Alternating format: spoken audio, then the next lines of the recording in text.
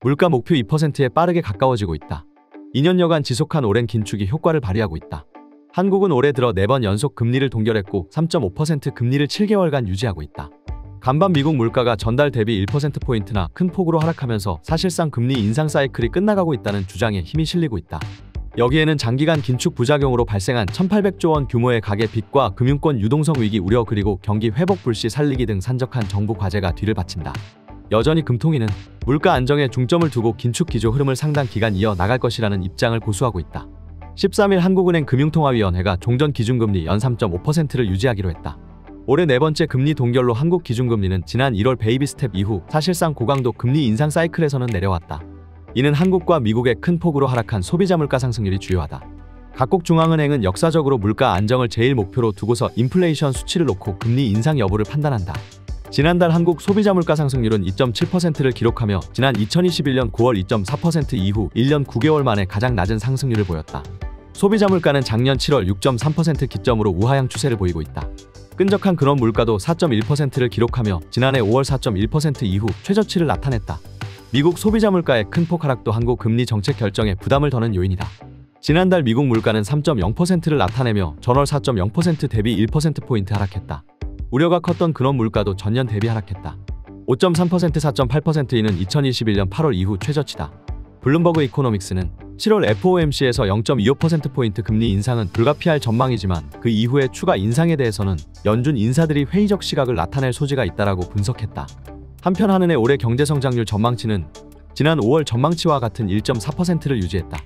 이창용 한은 총재는 이날 금리 동결 결정 이후 기자간담회 자리에서 미국 경제 연착륙 가능성이 커지면서 우리 경제에 긍정적인 반면 예상만큼 중국 성장률이 올라가지 않으면서 불확실성이 커진 이유로 지난 1.4% 올해 성장 전망치를 그대로 유지했다라고 설명했다. 고강도 긴축 장기화 부작용으로 국내 경기 악화도 4연속 금리 동결을 이끌었다. 부동산 프로젝트 파이낸싱 부실화에 따른 새마을금고 유동성 위기가 금융 시스템 전반에 악영향을 줄 수 있다는 문제 제기가 수면 위로 떠오르면서다. 이에 따라 금통위 결정 이전부터 금리 동결 전망이 우세했다.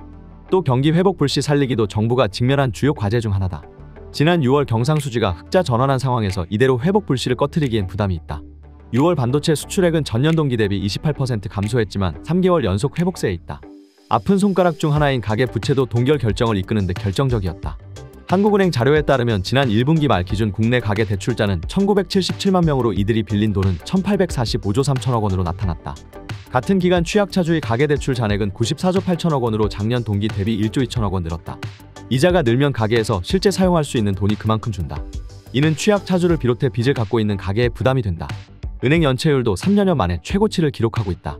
금융감독원에 따르면 지난 4월 말 국내은행 원화 대출 연체율은 0.37%로 전달 대비 0.04% 올라 2020년 8월 0.38% 이후 가장 높은 수준을 나타냈다. 그러나 한은은 여전히 인플레이션에 대한 긴장의 고삐를 늦추지 않고 있다. 현재 물가가 둔화 흐름을 이어가고 있지만 8월 이후 다시 3% 내외로 높아지는 등 상당 기간 목표 수준을 상회할 것이라는 전망 때문이다. 올해 연 소비자 물가 상승률 전망치는 지난 5월 전망치인 3.5%를 유지했다.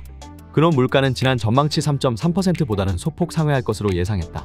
이날 금통위는 국내 경제는 점차 개선되는 가운데 물가 상승률이 상당 기간 목표 수준을 상회할 것으로 전망되고 정책 여건의 불확실성도 높은 만큼 물가 안정에 중점을 두고 긴축 기조를 상당 기간 이어 나갈 것이다라면서 이 과정에서 인플레이션 둔화 속도, 금융 안정 측면의 리스크와 성장의 하방 위험, 그간의 금리 인상 파급 효과, 주요국의 통화정책 변화 등을 면밀히 점검하면서 추가 인상 필요성을 판단해 나갈 것이다라고 밝혔다.